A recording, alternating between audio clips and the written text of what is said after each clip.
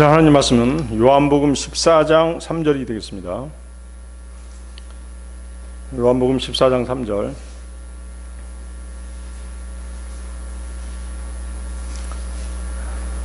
찾으셨으면 제가 받들어 읽겠습니다. 그리고 만일 내가 가서 너희를 위하여 한 처소를 예비한다면 나는 다시 올 것이요 너희를 나 자신에게로 맞아들이리라. 이는 내가 있는 곳에 너희 또한 있게 하려 함이라. 본문은 주님의 재림에 관한 말씀이죠. 주님의 다시 오심은 공중 재림과 지상 재림으로 나뉠 수 있습니다. 공중 재림은 7년 대환란 전에 구원받은 그리스도인들이 공중으로 들림받는 휴거입니다. 데살로니가 전서 4장 16절 17절 말씀이죠. 이는 주께서 환호와 천사장의 음성과 하나님의 나팔 소리와 함께 하늘로부터 친히 내려오실 것이기 때문이라. 그리하면 그리스도 안에서 죽은 자들이 먼저 살아나리라. 그 다음에 살아서 남아있는 우리도 구름들 속으로 그들과 함께 붙들려 올라가 공중에서 주를 만나리라.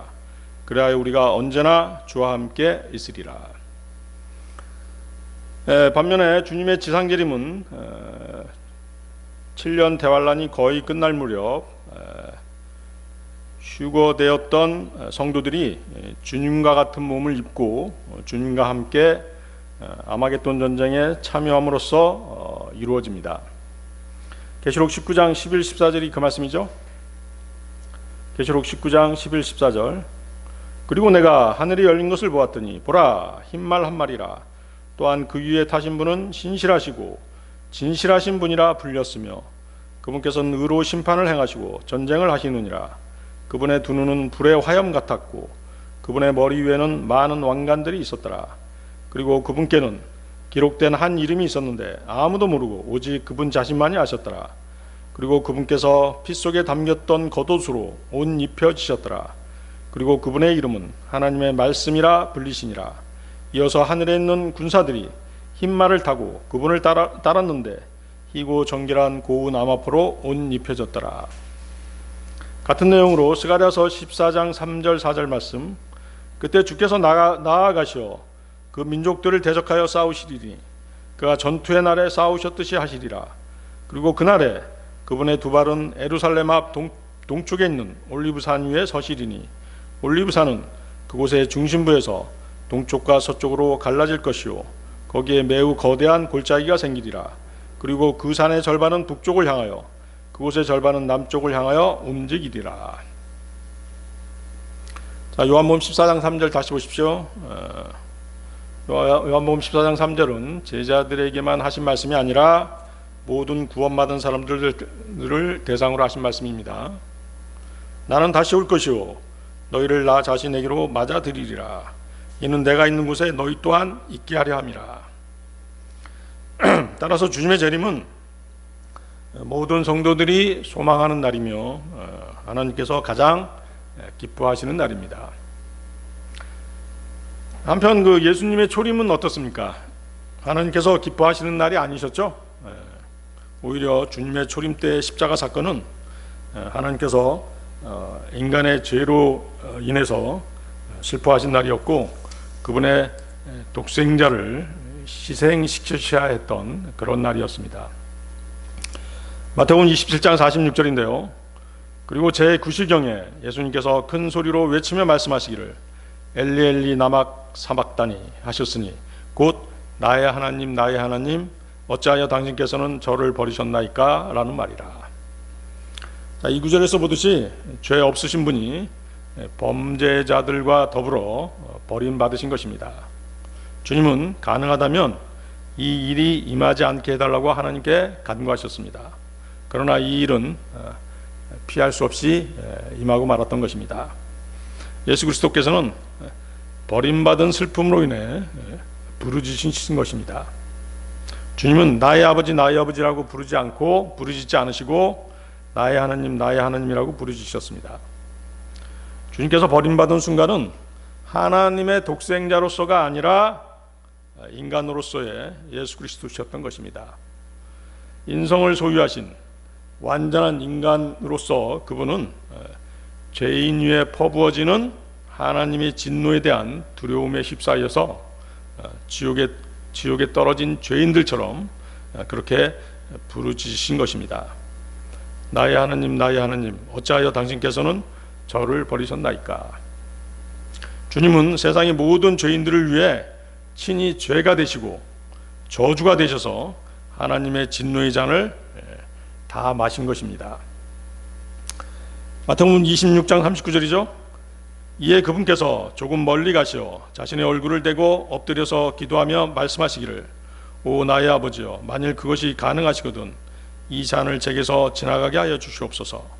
그럼에도 불구하고 제 뜻대로 하지 마옵시고 다만 당신의 뜻대로 하옵소서 하셨느니라. 그러나 십자가에서 우리의 죄값을 대신해서 희생되신 주님은 다시 살아나셨죠. 그리고 영광을 받으셨으며 영화롭게 되셔서 하나님 우편에 앉으셨습니다. 주님은 조만간 다시 이 땅에 오실 것입니다. 사도행전 2장 31절 32절 말씀입니다. 그가 이것을 미리 보고 그리스도의 부활에 관하여 전하였으니 곧 그의 혼이 지옥에 버려지지 아니하였고 그의 육체도 부패함을 보지 아니하였다는 것이라. 이 예수님을 하나님께서 일으켜 세우셨으니 우리 모두가 그것의 증인들이라. 사도행전 2장 36절 그러므로 이스라엘 집 전체는 명백히 알지니 하나님께서는 그 동일한 예수님 곧 너희가 십자가에 못 박은 분을 주뿐만 아니라 그리스도로 삼으셨도다. 그렇죠? 십자가에 돌아가신 주님은 주와 그리스도가 되시는 것이죠. 부활하신 주님은 제자들에게 이렇게 말씀하셨습니다. 마태복음 28장 18절인데요. 하늘에 있는 모든 권능과 땅에 있는 모든 권능이 나에게 주어지는도다. 재림하실 주님은 만왕의 왕, 만주의 주로 다시 오십니다. 주님의 천령 통치가 끝나게 되면 주님은 심판주로서 모든 죄인들을 공의로 심판하실 것입니다. 그러나 주님의 재림을 의심하는 많은 사람들이 있고 재림을 소망하지 않고 주님의 재림을 염두에 두지 않고 살아가는 많은 그리스도인들이 있는 것입니다. 오늘 이 시간에는 우리 그리스도인들의 영광의 소망이신 주님의 재림이 일어나지 않는다면 과연 어떤 일들이 있을 것인지에 대해서 하나님의 말씀을 나누고자 하는 것입니다. 주님의 재림이 없다면 첫 번째, 주의 만찬이 무의미하다. 자, 여러분들 고린도전서 11장 23절에서 26절 찾아보십시오. 고린도전서 11장 23절 26절.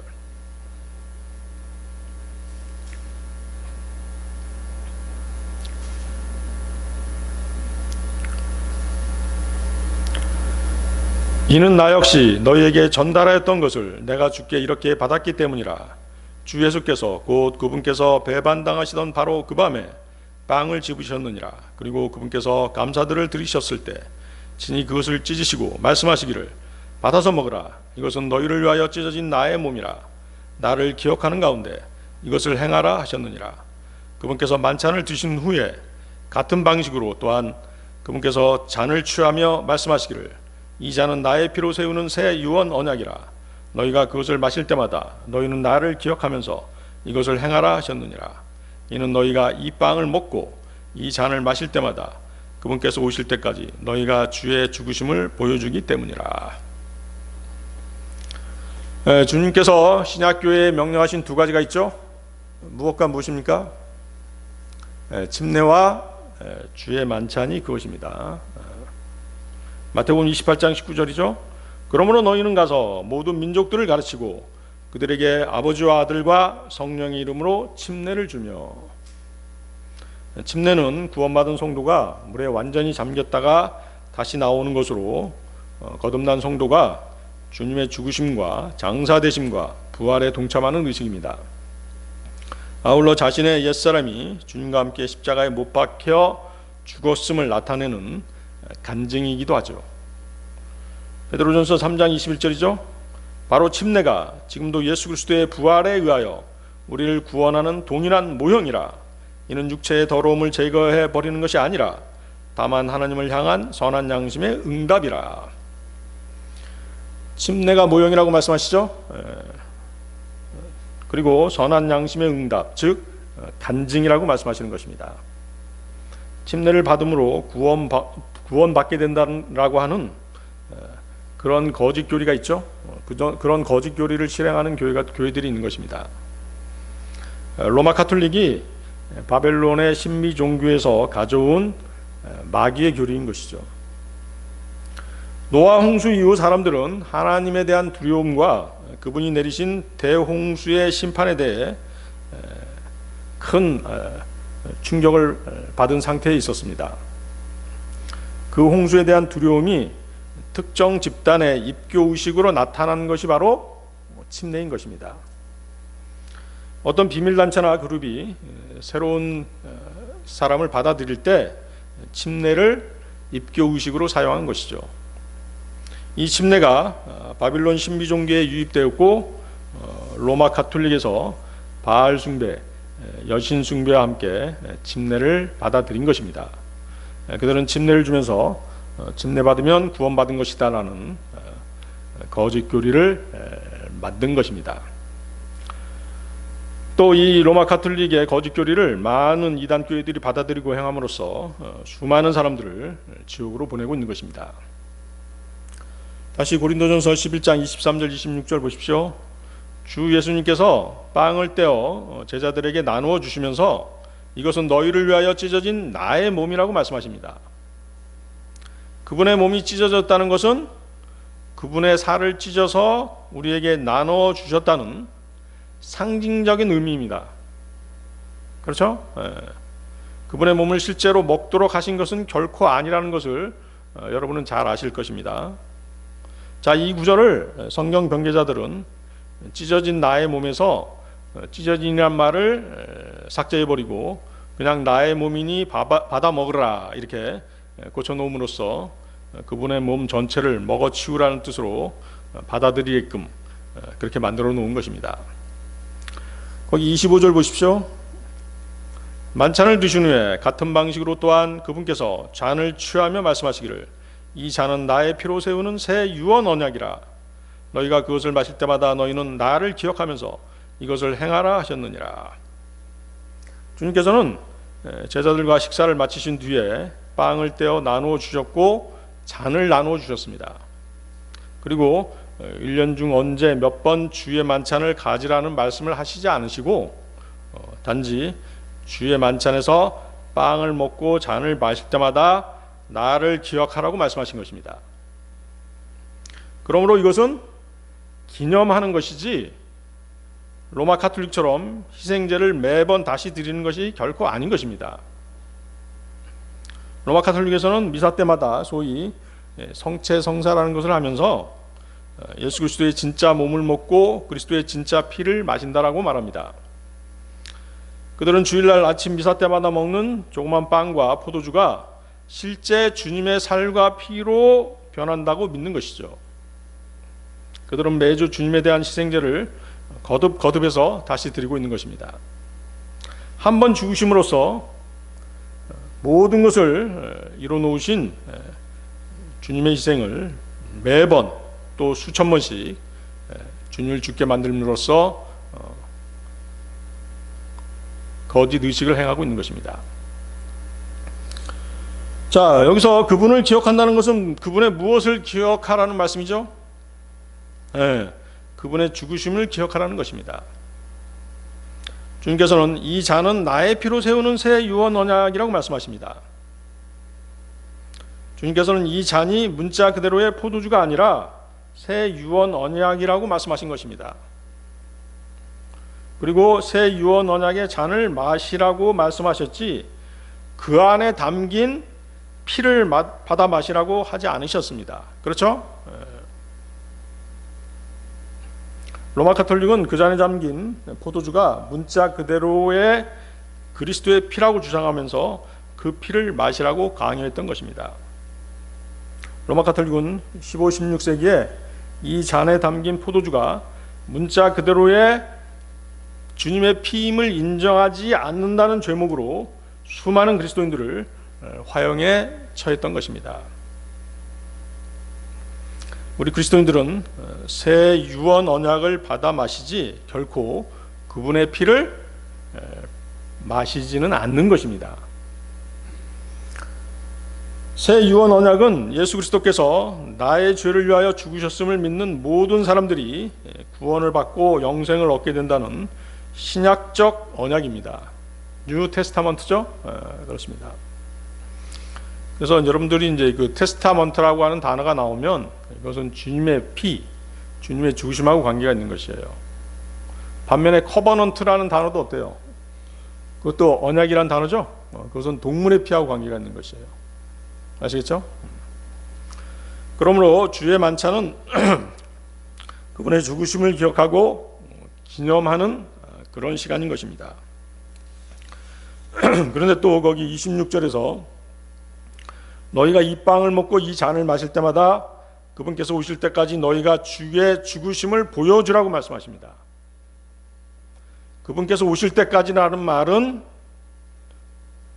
그분께서 오실 때까지라고 하는 말씀은 주의 만찬에서 그리스도의 피와 몸의 교제를 나누면서 그분의 죽으심만을 기억하지 말고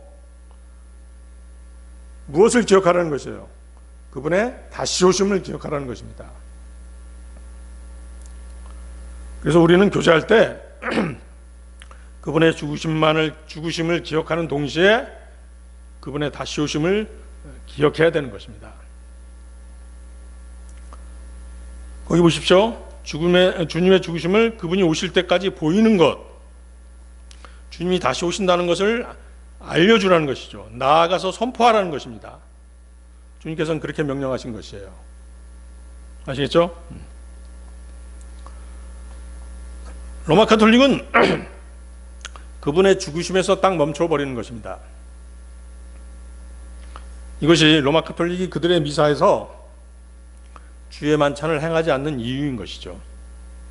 성도들이 교제를 나눌 때 예수 그리스도의 재림을 기억하지 않는다면 그것은 그리스도인들의 진정한 교제가 될 수 없는 것입니다. 가톨릭 교회에서는 수백 년 동안 미사 때마다 이루 헤아릴 수 없이 여러 번에 걸쳐서 성체 성사를 행해 왔지만 주 예수 그리스도의 재림을 기린 적은 단 한 번도 없었습니다. 로마 가톨릭 교회의 사제들은 그리스도의 재림에 관해서는 한마디도 언급하지 않는 것입니다.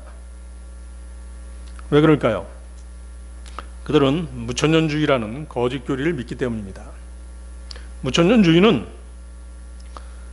주님이 재림해서 다스리는 평화의 천년왕국은 없고 자신들이 다스리는 평화의 시기만이 도래할 것이라고 믿는 이단교리인 것입니다.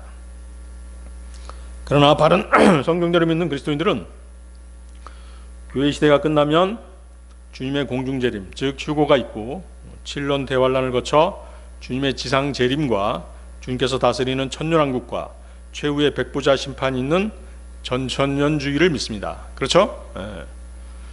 이 전천년주의 틀 안에서 정립된 교리가 올바른 교리인 것입니다.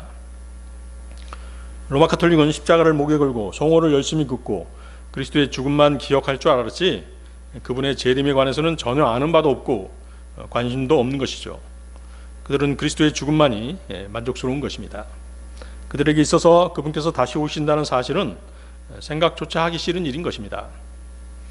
왜냐하면 그들은 왕으로 다시 오시는 주님 대신 자신들이 이 세상을 영원토록 지배하고 통치하고 싶기 때문입니다. 우리 교회는 3개월에 한 번씩 주의 만찬을 실행하면서 그분의 죽으심과 아울러 그분의 다시 오심을 소망하는 그런 시간을 갖고 있는 것입니다. 주님의 재림이 없다면 두 번째, 몸의 구속을 받을 수 없다. 자, 여러분들 로마서 8장 29절 30절 찾아보십시오. 로마서 8장 29절 30절입니다.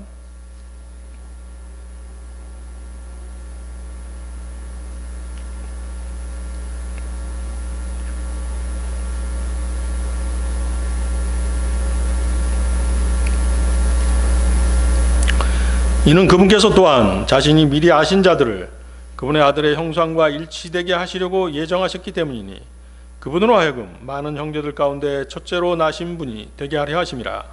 이뿐만 아니라 그분께서는 자신이 예정하신 자들을 또한 부르셨도다. 그리고 그분께서는 자신이 부르신 자들의 정당함을 또한 입증하셨도다. 그리고 그분께서는 자신이 그 정당함을 입증하신 자들을 또한 영광스럽게 하셨도다. 자, 하나님께서 우리를 구원하신 목적을 말씀하고 계시죠. 자, 이 구절은 구원의 순서를 설명하고 있는 유명한 구절입니다. 첫 번째가 뭡니까? 미리 아신 자들이 나오죠. 하나님의 미리 아심이 구원의 첫 번째인 것입니다. 포어놀리지, 그것이 첫 번째예요. 택하심, 예정, 무조건적인 선택, 이런 칼빈주의 강령이 아닌 미리 아심이 먼저인 것입니다. 두 번째가 뭐죠? 예정하셨기 때문입니다. 미리 아심이 먼저고 두 번째가 예정하시는 것이에요. 자, 이 말씀에 따르면 하나님의 미리 아심이 없이는 예정하심이 있을 수 없다는 것입니다. 그러므로 칼빈주의자들이 말하는 예정론은 이단교리인 것이죠. 죄인이 주님을 영접하기 전에 하나님께서는 그 사람에 대해서 아무것도 예정해 놓지 않으십니다. 단지 구원받은 사람들에 대해서 미리 아신 자들이라고 부르십니다. 미리 아신다는 것은 문자 그대로 예지이지 예정이 아닌 것이죠. 구원을 위해서 예정되어 있었던 것이 아니라 구원받은 다음에 예정되는 것입니다. 구원받기로 예정되어 있는 그리스도인은 단 한 명도 없습니다. 구원받은 다음 무엇이 예정되는 것입니까? 거기 보십시오. 뭐라고 말씀하시죠? 무엇을 예정해 놓으셨다고 말씀하십니까? 그분의 아들의 형상과 일치되게 하시려고 예정하셨기 때문이니. 분명하게 말씀하시죠? 네. 우리를 위해 하나님께서 예정해 놓으신 것은 우리를 예수 그리스도의 형상과 일치되게 하시는 것입니다. 구원받은 저와 여러분에 대한 예정은 우리가 그리스도를 구주로 받아들였을 때 확정되었던 것입니다. 여러분이 예수 그리스도를 믿었을 때 두 가지가 예정되는 것이에요. 첫 번째는 하나님의 자녀들로 입양되는 것이죠. 에베소서 1장 15절이죠. 1장 5절. 에베소서 1장 5절. 그분께서 자신의 뜻에 속한 선한 기쁨을 따라 예수 그리스도를 통하여 우리를 자신의 자녀들로 입양하실 것을 예정하셨으니. 그리고 다른 하나는 바로 지금 여기 로마서 8장 29절에서 말씀하신 대로 그리스도의 형상과 일치하도록 예정하신 것입니다. 거기 로마서 8장 29절 보십시오. 그분의 아들의 형상과 일치되게 하시려고 예정하셨기 때문이니. 자, 29절 계속 보십시오. 그분으로 하여금 많은 형제들 가운데 첫째로 나신 분이 되게 하려 하심이라. 자, 이 말씀에 따르면 우리는 구원받고 예수 그리스도의 형제가 된 것입니다. 로마서 8장 15절인데요. 로마서 8장 15절. 거기 앞에 잠깐 보십시오. 로마서 8장 15절. 이는 너희가 두려움에 이르는 속박의 영을 다시금 받은 것이 아니기 때문이라. 그러나 입양의 영을 너희가 받았으니 그분을 통하여 우리는 아바 아버지라고 부르짖느니라. 우리가 구원받아 입양의 영을 받았으므로 하나님의 양자 즉 자녀가 되었고, 그런즉 하나님의 아들이신 그리스도의 형제가 되는 것은 지극히 당연한 것입니다. 아시겠죠? 네. 그래서 우리는 하나님을 아바 아버지라고 부를 수 있게 된 것입니다. 그리스도께서는 여러분을 포함해서 많은 형제들을 갖고 계십니다. 그 형제들이 모두 그리스도로 말미암아 구원받았으므로 당연히 주님께서는 첫째로 나신 분이 되는 것이죠. 첫째로 나신 분이신 그분께서 우리가 갖지 못한 한 가지가 있는데요. 그것은 무엇일까요? 그것은 그분께서는 육신마저 성령으로 나셨다는 사실입니다. 우리 역시 우리는 뭐예요? 성령으로 거듭났죠? 그렇습니까? 우리는 성령으로 거듭났지만 우리의 육신은 아직 성령으로 태어나지 못한 것입니다. 구속되지 못한 것이죠. 이해하시겠어요? 다시 말하면 예수 그리스도께서는 영과 몸 둘 다 모두 성령으로 나셨어요. 그분께서는 생물학적으로 여자의 몸에서 출생하셨지만 그 영과 몸이 모두 성령으로 잉태되시고 성령으로 출생하셨죠. 그러나 우리의 경우는 구원받았을 때 영은 새롭게 태어났지만 몸은 그대로지 않습니까? 이 몸마저 구속받아서 새로운 몸을 입는 것은 언제다? 주님의 재림의 때이다 하는 것이죠.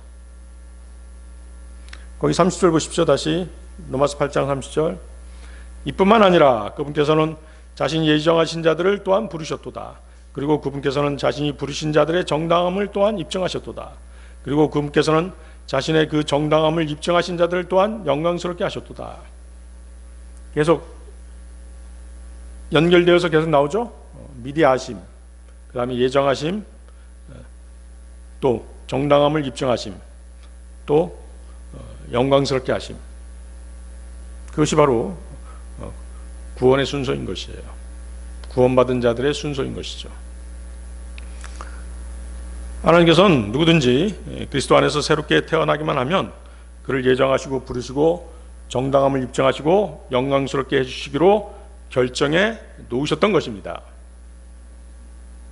이것은 하나님께서 그렇게 하시겠다고 확정하신 계획이기 때문에 그리스도인 누구도 예외가 될 수 없는 것이죠.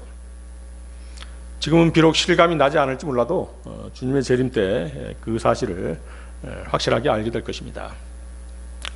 빌립보서 3장 21절이죠. 그분께서 우리의 천한 몸을 변화시키시어 그것이 그분의 영광스러운 몸같이 변모되게 하시리니 그분께서는 그것으로 인한 역사하심에 따라 심지어 모든 것들을 자신에게로 능히 복종케 하실 수 있느니라. 자, 로마서 8장 30절에서 그 부르심이란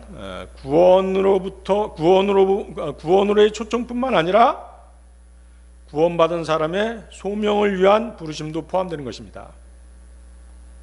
구원받았으면 누구든지 주 안에서 부르심을 받고 지체로서 해야 할 일들이 주어진다는 것이죠. 어디서 그 부르심의 소명을 알 수 있는 것이죠?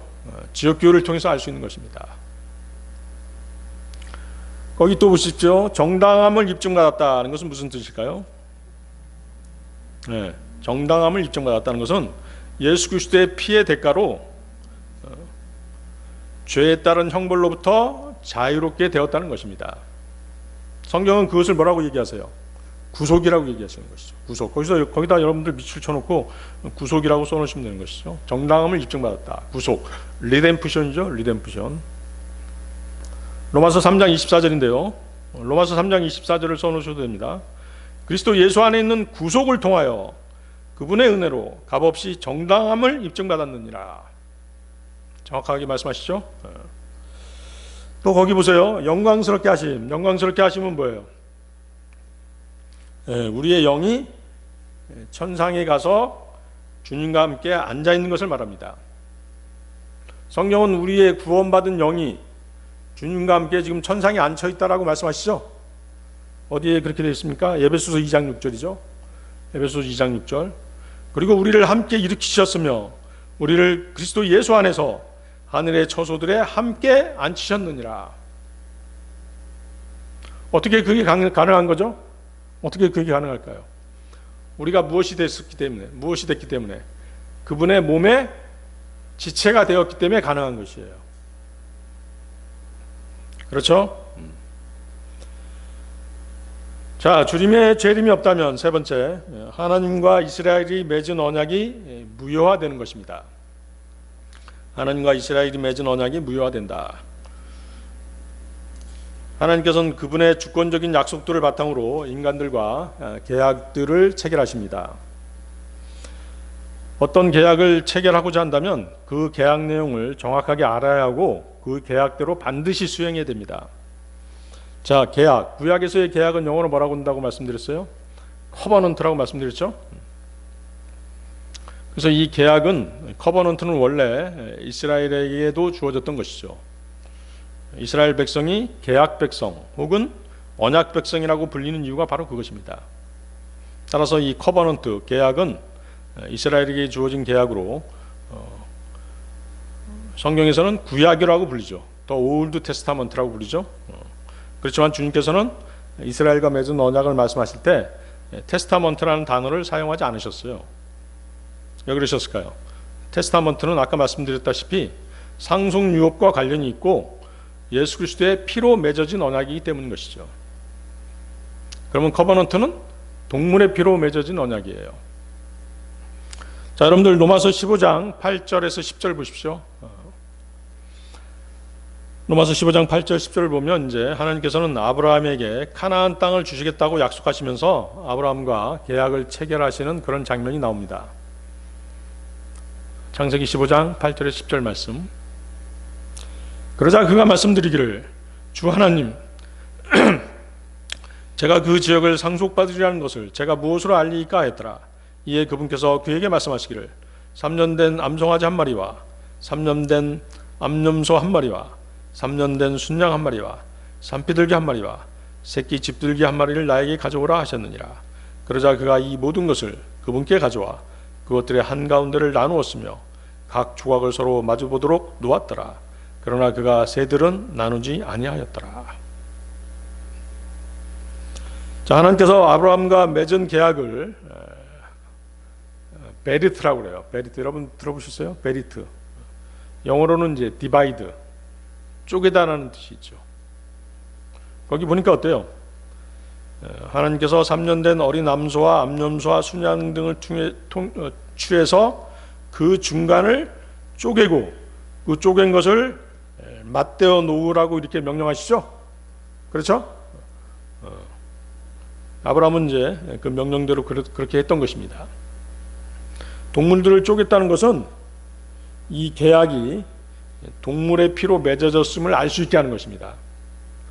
그리고 언약의 당사자들이, 계약의 당사자들이 언약을 깨트렸을 때 동물들처럼 쪼개줄 수 있다는 경고가 들어있는 것이에요. 아시겠어요? 무서운 말씀이죠. 실제로 이스라엘 사람들은 그런 경고를 무시하다가 죽임을 당한 그런 내용들이 성경에 있는 것입니다. 에레미야서 34장 19, 20절이 바로 그 내용이죠. 에레미야서 34장 19, 20절. 유다의 통치자들과 예루살렘의 통치자들과 내시들과 제사장들과 그 지역의 온 백성 곧 그 송아지 부위들 사이로 지나간 자들을 내가 내주겠노라. 내가 바로 그들의 원수들의 손안에 그들의 생명을 찾는 자들의 손안에 내주겠노라. 그리하면 그들의 시신들이 하늘의 날짐승들과 땅의 짐승들에게 음식이 되리라. 송아지 부위들 사이로 지나간 자들, 바로 뭐예요? 동물들을 쪼개서 맞대어 놓고 언약을 맺은 그 사람들이 언약을 파기했을 때 어떻게 된다는 것이에요? 죽임을 당한다. 동물의 먹잇감이 될 것이다. 그렇게 말씀하고 계신 것이죠. 그래서 하나님께서는 이런 계약을 아브라함뿐만 아니라 여러 사람들과 맺으셨고 이스라엘과는 민족적인 언약을 맺으셨던 것입니다. 이스라엘과 맺은 언약을 보통 뭐라고 그래요? 시내산 언약이라고 말씀하시죠? 하나님께서 시내산에서 이스라엘 백성들에게 10계명을 주시면서 맺으신 언약인 것이죠. 출애굽기 24장 3절 8절이 바로 이제 그 내용입니다. 출애굽기 24장 3절에서 8절 말씀. 모세가 와서 주의 모든 말씀과 판단의 모든 법도를 백성에게 구하매 온 백성이 한 목소리로 응답하여 이르되 주께서 하신 모든 말씀을 우리가 행하리이다 하더라.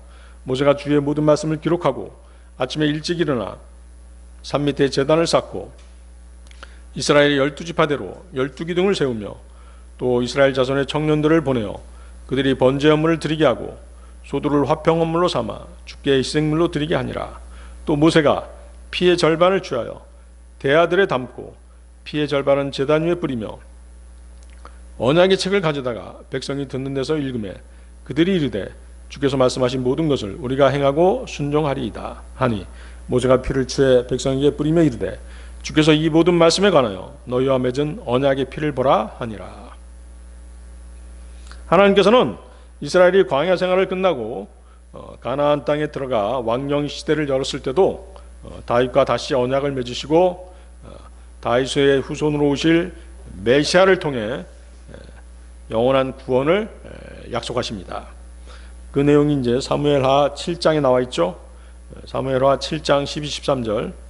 그리고 너의 날들이 차서 내가 너의 조상들과 함께 잠들 때 내가 너의 둘을 잇는 너의 씨를 세우겠으니 그 씨는 너의 내부에서 나올 것이요 내가 그의 왕국을 확고히 세우겠노라. 그가 나의 이름을 위하여 집을 지어줄 것이요 내가 그의 왕국의 보좌를 영원토록 확고하게 세우겠노라. 또 그 밑에 16절도 보십시오. 사무엘하 7장 16절. 그리하여 너의 집과 너의 왕국이 너의 앞에서 영원토록 확고히 세워지리라. 너의 보좌가 영원토록 확고히 세워지리라.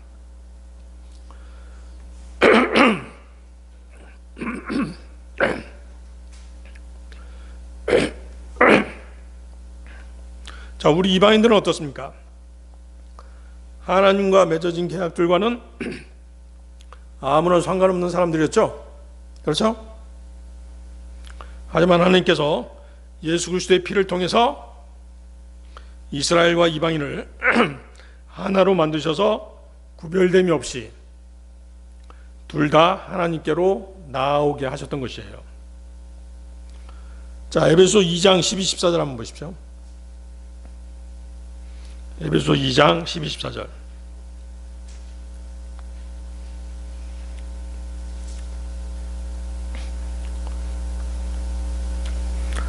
그때 너희는 그리스도 밖에 있었으며 이스라엘 국가에 속하지 않는 외지인들이었고 약속의 언약들과 상관없는 타국인들이었으며 어떤 소망도 없고 세상 속에서 하나님 밖에 있던 자들이었느니라. 그러나 예전에 멀리 떨어져 있던 너희가 이제 그리스도 예수 안에서 그리스도의 피로 가깝게 되었느니라. 이는 그분께서 우리의 화평이시오 양쪽 모두를 하나로 만드시고 우리 사이를 나누어놓은 중간벽을 허물어 내신 분이기 때문이라. 자, 이 말씀대로 이스라엘에게 주어졌던 그 계약들을 이방인들도 함께 이어받을 수 있게 되었던 것입니다. 자, 이런 모든 일이 가능했던 것은 예수 그리스도의 피 때문이었던 것이죠. 그분이 흘리신 피 때문이었던 것입니다. 그런데 하나님께서는 재림 때 이스라엘과 유다와 새 언약을 맺을 것이라고 말씀하십니다. 과거에 맺으신 언약은 이스라엘의 거듭된 범죄함으로 말미암아 파기되었기 때문입니다. 자, 다시 성경 한 구절 또 찾아보세요. 에레미야서 31장 31절에서 33절. 에레미야서 31장 31절에서 33절.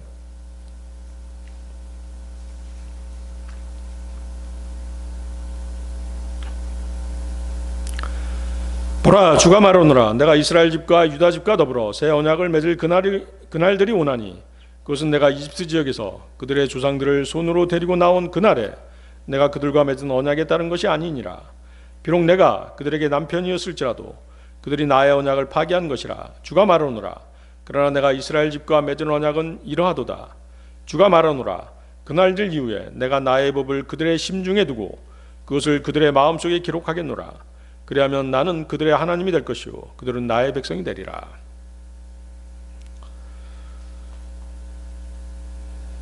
자, 하나님께서 이스라엘과 맺을 새 언약의 특징은 하나님의 법이 백성들의 마음판에 기록되는 것입니다. 언약의 내용은 하나님은 이스라엘의 하나님이 되고 이스라엘은 하나님의 백성이 되는 것입니다. 이전에 맺은 언약은 돌판에 기록되어 있었죠. 하나님의 십계명이 돌판에 기록되어 있었죠. 그렇지만 이제는 하나님의 말씀이 마음판에 기록된다라고 그렇게 말씀하십니다. 마음에 새겨진 언약은 결코 잊혀질 수 없겠죠. 그렇습니다. 에레미야 31장 34절도 보십시오. 그 밑에 그리하면 그들은 더 이상 각인이 자기 이웃에게 각인이 자기 형제에게 주를 알라 하는 말로 가르치지 아니하리라. 이는 그들 중 가장 작은 자부터 그들 중 가장 큰 자까지 모두 나를 알 것이기 때문이라. 주가 말하노라. 이는 내가 그들의 죄악을 용서할 것이요 내가 그들의 죄를 더 이상 기억하지 아니할 것이기 때문이라. 주님의 재림이 없다면 이스라엘과 새롭게 체결하기로 한 언약은 또한 무효가 될 것입니다. 그렇겠죠? 이스라엘이 회복할 기회는 영영 사라지고 성경 예언은 거짓말이 될 것입니다. 주님의 재림이 없다면 네 번째, 그리스도인들은 그리스도의 왕국을 상속받을 수 없다. 골로새 3장 24절입니다. 골로새 3장 24절 보십시오.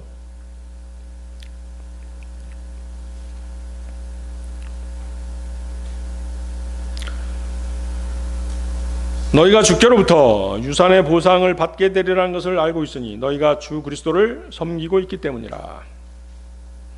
자, 유산의 보상. 유산의 보상은 여러분들 무엇일까요? 천년왕국에서의 통치와 관련이 있는 것입니다.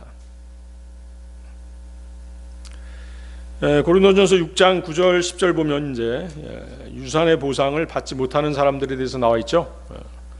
불의한 자들은 하나님의 왕국을 상속받지 못하리라는 것을 너희가 모르느냐?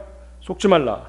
음행하는 자들도, 우상 숭배하는 자들도, 간음하는 자들도, 여자처럼 행세하는 자들도, 남자들과 더불어 자신을 욕되게 하는 자들도, 도둑들도, 탐욕스러운 자들도, 술주정뱅이들도, 욕설하는 자들도, 착취하는 자들도 하나님의 왕국을 상속받지 못하리라.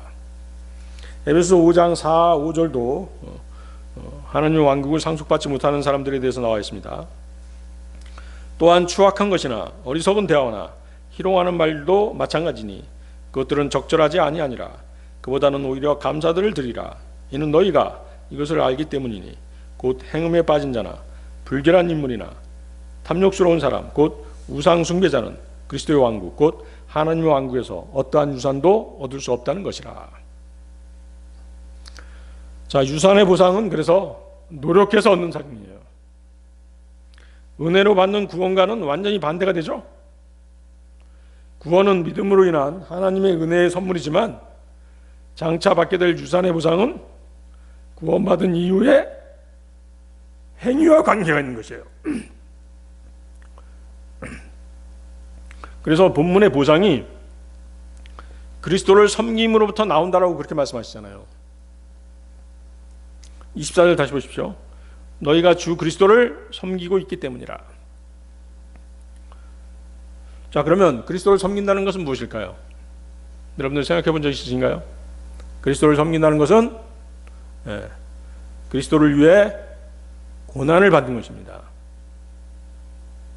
아시겠습니까? 로마서 8장 17절입니다. 그리고 자녀라면 그때는 상속자들이니 하나님의 상속자들이자 그리스도와 함께한 공동 상속자들이라. 만일 그리하여 우리가 그분과 함께 고통받는다면 우리는 함께 영광도 받게 되리라. 그분과 함께 고통받는다면 우리는 함께 영광도 받게 되리라. 그리스도와 함께한 공동상속자는 실제적이고 정치적이며 눈에 보이는 천년왕국을 주님과 함께 통치하는 것입니다. 디모데후서 2장 12절이죠. 여러분들 디모데후서 2장 12절도 한번 보십시오.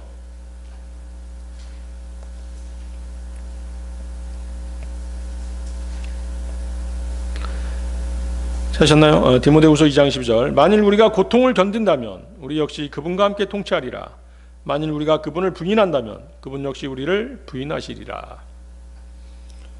무천년주의자들이나 후천년주의자들은 주 예수님 없이 자신들이 직접 통치하려는 자들이기 때문에 그들에게는 통치권이 주어지지 않는 것입니다. 우리가 고통을 견딘다면 우리 역시 그분과 함께 통치하리라. 그리스도인은 지금 실제로 통치하고 있지 않죠? 통치 권한 자체가 지금 주어지지 않았습니다.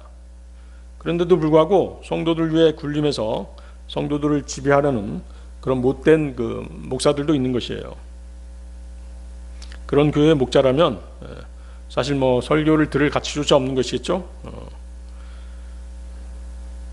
그렇지만 보세요. 작금의 그 로마 카톨릭의 교황들, 추기경들, 사제들은 하나님께서 주시지도 않는 종교 권력들을 가지고 지배하고 통치하고 있는 것입니다. 거기 또 보십시오. 우리가 그분을 부인한다면 그분 역시 우리를 부인하시리라. 예수 그리스도께서는 누군가가 통치하는 것을 거절하신다는 것이에요. 여기서 말하는 부인, 즉 통치권의 거부는 구원과는 아무런 관련이 없죠. 이 구절은 주님과 함께 다스리는 천년왕국의 통치를 주님께서 거부하신다는 뜻이에요. 그리스도인은 그리스도의 몸의 지체이기 때문에 한 번 받은 구원은 취소되지 않지만 통치권은 거부될 수 있는 것입니다. 주님의 재림이 없다면 마지막 다섯 번째, 자애는 결단코 회복될 수 없을 것입니다. 자애는 결단코 회복될 수 없을 것입니다. 여러분들 로마서 8장 19절 23절 보십시오. 로마서 8장 19절에서 23절.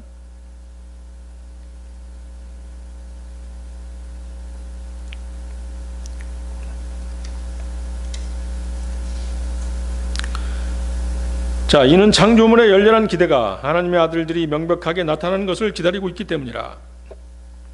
이는 창조물이 자원하여 헛된 것에 굴복하게 된 것이 아니요 오직 그 창조물을 소망 안에서 굴복시키는 분 때문이니 창조물 그 자체도 썩어짐의 속박에서 구해냄을 받아 하나님의 자녀들의 영광스러운 자유에 이를 것이기 때문이라. 이는 창조세계 전체가 지금까지 고통으로 함께 신음하며 산고를 치르고 있음을 우리가 알기 때문이라. 그리고 그들뿐만 아니라 성령의 첫 열매들을 소유한 우리 자신도 그러하니 바로 우리 스스로도 우리 자신 안에서 신음하며 입양을 기다리고 있으니 곧 우리 몸의 구속이라. 자, 본문에서 언급되는 그 창조물이라고 하는 단어 있죠. 창조물은 이제 두 가지를 의미합니다. 첫 번째는 뭐냐면 성도들의 옛 성품을 의미하는 것이에요. 아시겠죠? 두 번째는 뭐예요? 두 번째는 산과 들, 강, 숲과 나무와 개와 고양이와 사자와 같은 자연계의 모든 창조물을 직접 언급하는 것이죠. 아시겠죠? 그래서 이 창조물이라고 하는 말 자체에는 성도들의 옛 성품, 구원받기 전에 옛 성품도 들어가 있는 것이에요. 아시겠죠? 거기 19절 보십시오. 창조물의 열렬한 기대가 하나님의 아들들이 명백하게 나타나는 것을 기다리고 있기 때문이라. 자, 하나님의 아들들은 누구죠? 우리 구원받은 그리스도인들이죠. 우리 그리스도인들은 휴거돼서 주님과 같은 몸을 입고 창조물들 앞에 나타나게 될 것입니다. 지금은 몸의 구속이 이루어지지 않았기 때문에 창조물들이 고대하는 그런 모습이 아닌 것이에요. 요한일서 3장 2절입니다. 사랑받는 자들아, 이제 우리는 하나님의 아들들이라. 그리고 우리가 어떻게 될 것인지 아직 나타나지 아니하나 그분께서 나타나실 때 우리가 그분과 같이 되리라는 것을 우리는 아느니라. 이는 우리가 그분을 그분 그대로 볼 것이기 때문이라. 주님의 다시 오심을 기다리는 것은 하나님의 아들들인 우리들뿐만 아니라 구원받은 그리스도인들뿐만 아니라 모든 창조물들이 주님의 재림을 기다리고 있는 것입니다. 개나 고양이 등의 반려동물, 소양, 염소 등의 가축, 그리고 산림의 동식물들은 주님의 재림을 원치 않는 후천년주의자들이나 무천년주의자들보다 훨씬 더 명민한 그런 감각을 지니고 있는 것이에요. 그렇죠? 하나님의 아들들이 나타나길 기다리고 있으니 구원받지 않은 사람들보다 더 명민한 것이죠. 그러면 후천년 무천년주의 그리스도인들은 사실 뭘 기다리고 있는 것일까요? 주님의 재림이 아니라 대환란과 적그리스도를 기다리고 있는 거나 마찬가지예요. 그렇겠죠? 대환란은 전천년주의 교리를 믿는 그리스도인이 통과할 수 있는 환란이 아니잖아요. 여호와의 증인들을 비롯한 후천년 무천년주의자들은 환란 통과서를 주장하면서 대환란을 통과할 그런 각오를 지금 어때요? 준비하고 있죠? 대환란을 준비하고 있잖아요. 시골에 전답을 사놓고 산속에 집을 지어놓고 대환란 때 666표를 받지 않고 자급자족할 준비를 하고 있잖아요. 이들과 비교해서 산속의 새들과 너구리, 산토끼, 사슴 등은 하나님의 아들들이 나타나기를 고대하고 있는 것입니다. 자, 19절의 그 창조물이라는 표현에는 세상 죄인들도 포함되어 있는 것입니다. 마가복음 16장 15절인데요. 그런 다음에 그분께서 그들에게 이같이 말씀하셨느니라. 너희는 온 세상으로 가서 모든 창조물에게 저마다 복음을 선포하라. 그렇죠? 그래서 창조물이라는 표현은 세상 죄인들도 포함되어 있다는 것이죠. 다시 계속해서 20절 보십시오. 로마서 8장 20절. 이는 창조물이 자원하여 헛된 것에 굴복하게 된 것이 아니요 오히려 그 창조물을 소망 안에서 굴복시키는 분 때문이니. 자, 이제 바로 여기서의 창조물이 뭐예요?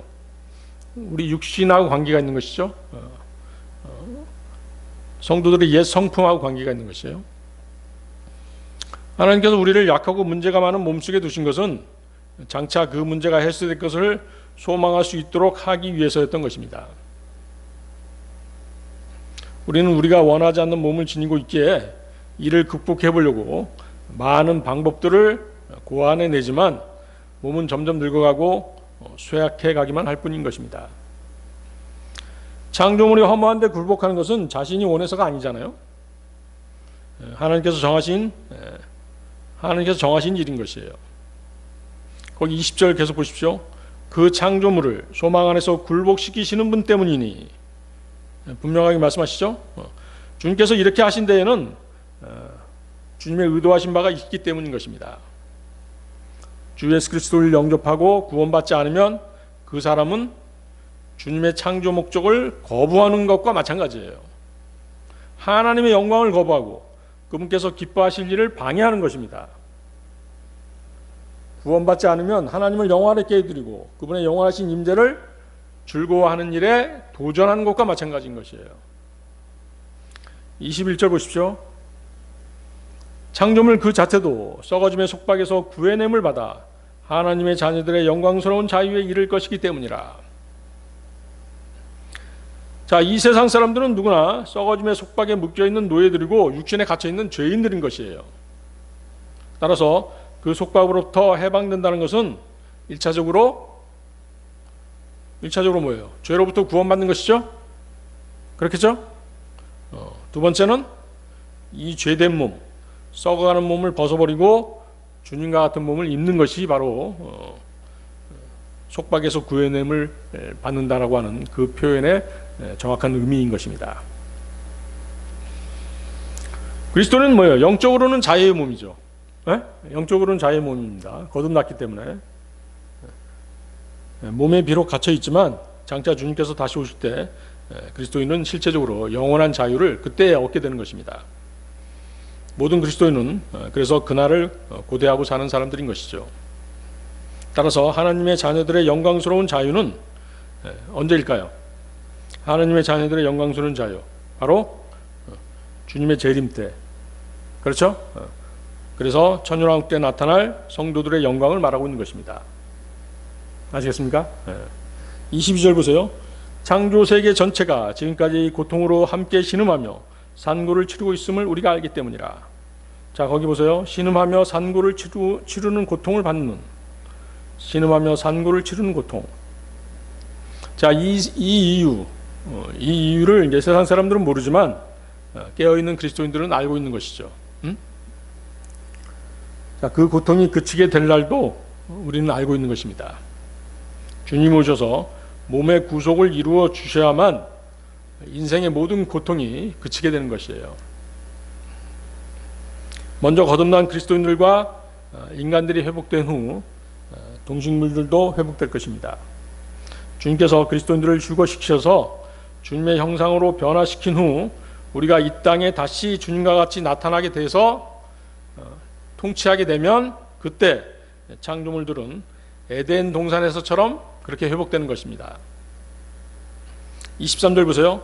그리고 그들뿐만 아니라 성령의 첫 열매들을 소유한 우리 자신도 그러하니 비록 우리 스스로도 우리 자신 안에서 신음하며 입양을 기다리고 있으니 곧 우리 몸의 구속이라.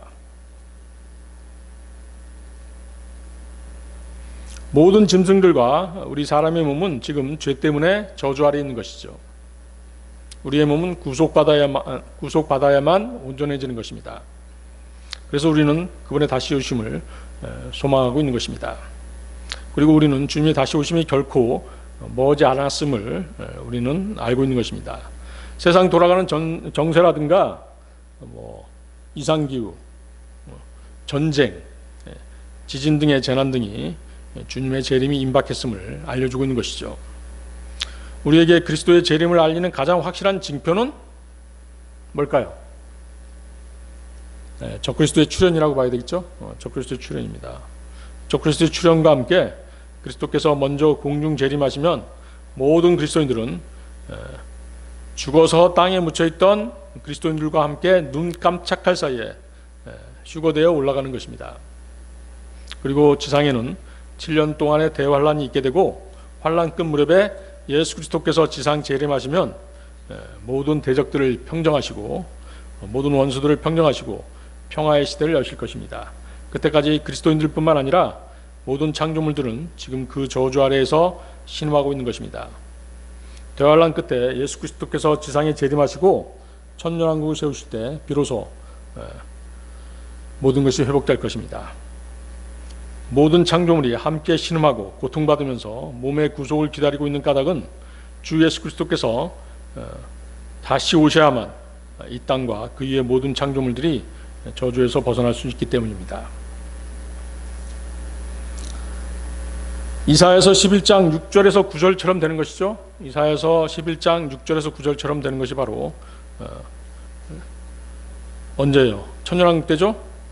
또한 늑대가 어린 양과 함께 지낼 것이요 표범이 새끼 염소와 함께 들어 누우리라. 또 송아지와 어린 사자와 살찌운 가축들이 함께하리라. 그리고 어린아이가 그들을 이끌리라. 그리고 암사와 곰이 함께 먹을 것이요 그것들의 새끼들이 함께 누우리라. 그리고 사자가 소처럼 즙을 먹으리라. 또한 젖먹는 아이가 독뱀의 구멍 위에서 놀 것이요 젖을 땐 아이는 코카트리스의 굴에 그의 손을 넣으리라. 그것들이 나의 거룩한 산 모든 곳에서 다치지 않을 것이요 멸망하지도 않으리라. 이는 물들이 바다를 덮듯이 땅이 주의 지식으로 충만할 것이기 때문이라.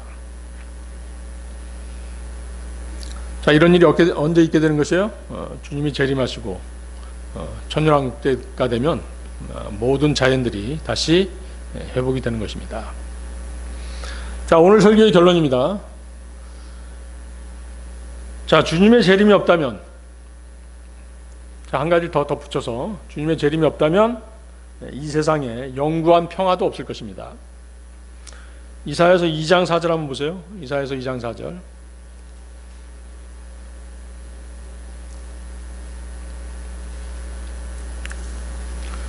그리고 그분께서 민족들 가운데서 심판하실 것이요 많은 백성들을 꾸짖으시리라. 그리고 그들은 자신들의 칼들을 두들겨서 보습들을 만들 것이요 자신들의 창들을 두들겨서 가지치는 낫들을 만들 것이라.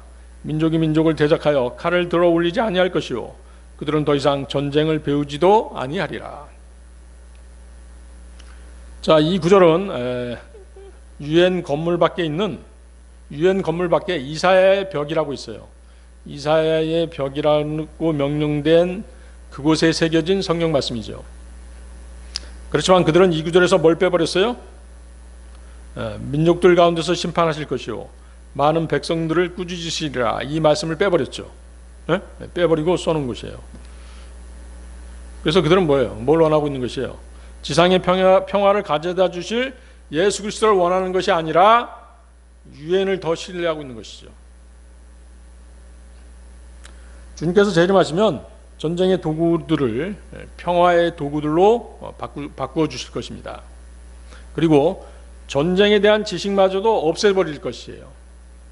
그렇죠? 거기 보세요. 전쟁을 배우지도 아니하리라. 세상 나라들은 지금 어때요?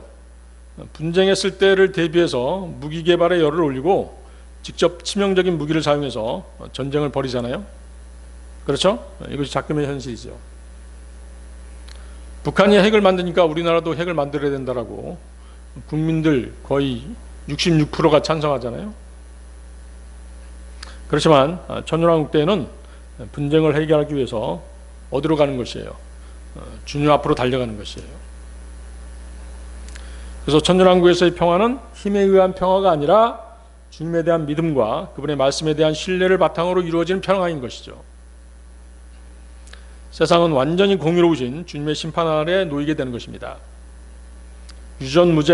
무전유죄가 아니라 주님의 의로우신 통치에 기반한 평화의 세계가 열리게 되는 것입니다. 인간들의 죄로 인해서 하나님의 진노와 심판이 임했었습니다. 천년왕국에서도 여전히 죄는 있겠지만 사탄의 회방이 그쳤고 주님의 통치가 그분의 공의로우심에 기초한 것이기에 더 이상 억울한 눈물이나 억울한 희생이 없게 되는 것입니다. 따라서 인간들의 힘으로 평화는 이룩될 수 없는 것이죠. 이 평화는 오직 죄를 제거하시고 죄를 통제하시며 선하시고 의로우시고 공의로우신 주님께서 다시 오셔야지만이 이룩될 수 있는 것입니다. 전쟁을 종식시키는 유일한 방법은 인간들의 평화주의가 아니라 주님의 법을 배우는 것입니다. 다 같이 기도하시겠습니다.